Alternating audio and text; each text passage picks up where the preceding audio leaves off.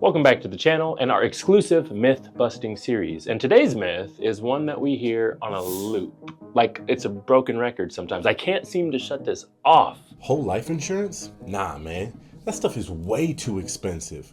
Term is so much better. Haven't you guys heard of Dave Ramsey? I mean, buy term, invest the difference, man. Come on, all day.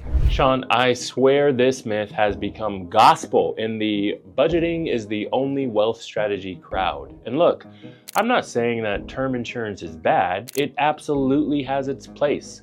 I especially like if the term insurance is convertible. But if you're just calling whole life insurance too expensive, it shows a lack of understanding of what's really going on. That's almost like saying, well, buying a house is just too expensive. It's much better to just rent your whole life. Like, you're not even taking into consideration the other features of ownership. I wonder why in the world so many people believe this. It's simple, Jonah. The sticker price on whole life insurance is bigger than term insurance. When you see a bigger number, your brain automatically has been taught to associate that with being more expensive. Therefore, people think that they're getting, ripped off somehow. But that's like saying that a Ferrari is a bad car because a Honda Civic costs less. Bigger number bad, right? Like, come on, guys.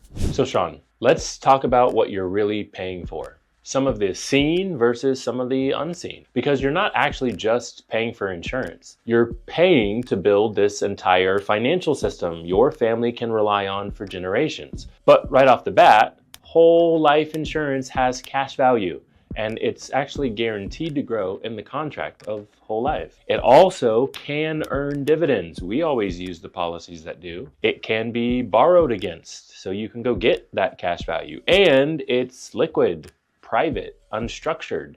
Yeah, term definitely doesn't have that, Jonah.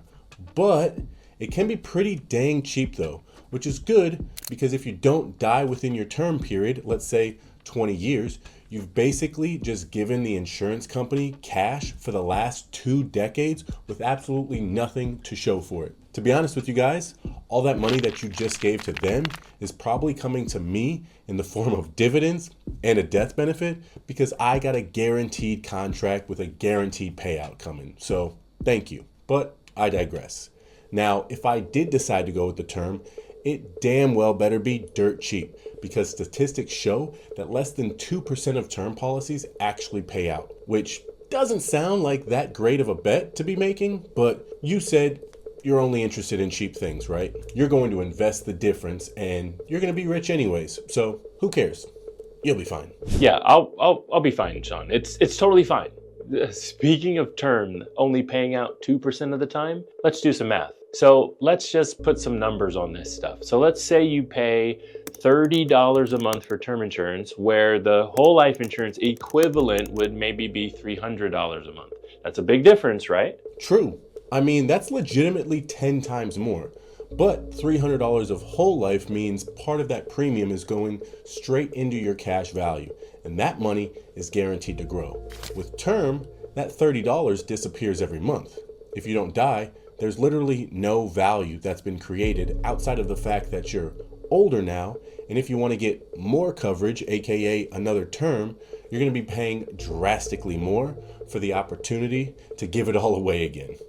So, what's actually more expensive in the long run? Exactly. I know you actually created a video, right? Breaking all this down, starting at age 30, going all the way to age 80, discussing what the actual cost is over that 50-year time period. So you've definitely got to be sure to check this one out. But anyway, let's say your term premium is cheaper. Cool.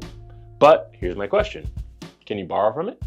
Can you use it to fund your business? Can it give your family tax-free liquidity for emergencies? How about this, Jonah?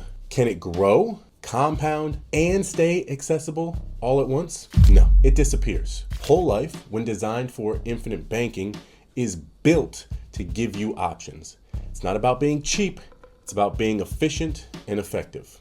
Okay, let's talk about the Dave effect. You know we had to go there. Of course we did. Of course we did. Dave is the man, right? He's amassed a huge following of debt-free Daves and Debbies. Honestly, I don't know exactly what they call themselves, but I do want to clarify this, you guys. We completely agree about the debt issue in America today and totally understand striving to be debt-free. We actually help people with that in a more efficient way. I think Dave makes it a little too black and white when discussing debt, but that's okay. The real problem is Dave's whole thing is buy term and invest the difference. Sounds good until you realize people rarely invest the difference.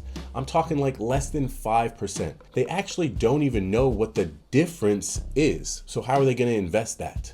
Most people just take that money and they spend it. Now, he does say the market's going to average 12% as well. So if you just invest, you'll be fine. It's easy as that. But let's say you're using a properly designed whole life insurance policy that we recommend, and you're contributing $10,000 to it a year. By the third or fourth year, you're going to have access to the majority of the deposited value in insurance company provided cash value. What that really means is every time you put in your $10,000, it turns into more than $10,000 in cash value. And the death benefit is also continuously growing. Gotta be honest, Jonah, that doesn't sound like the worst possible thing ever, at least to me. So let's say that you've built up your cash value and you decide that you want to borrow from it.